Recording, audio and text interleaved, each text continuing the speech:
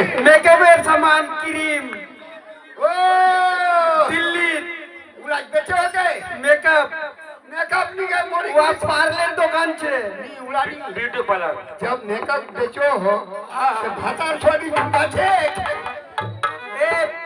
समझो नहीं पानु हमरा भाता छोगी झुमका काट को छे ए बुलवानी सबसे पोगी अगे कारो कानो तो हुनी करे उना ललक वाली लगे ललक वाली ना हो अरे देख भातार छोड़ी बंगाली गाना खेलेंगे हिलबे करो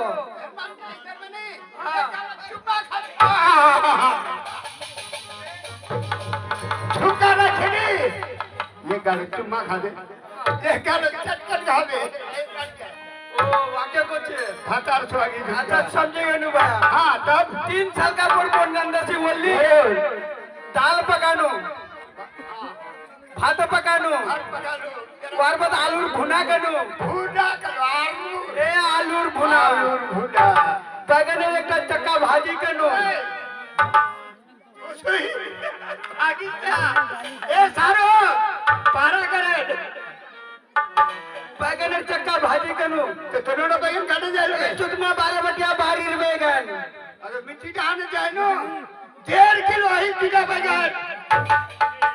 चिंता करी जी बुलवानी तो रोटा काटे दिले ए 12 बटिया हां आतेला मेहमान मोसिया हां एकटा बैगन हेबे नी हेबे सोचुनु कि एकटा बैगन के खन चक्का भाजी होबे हां इसीलिए दोनों बैगन काटे ली तो सही बात भुना बैगन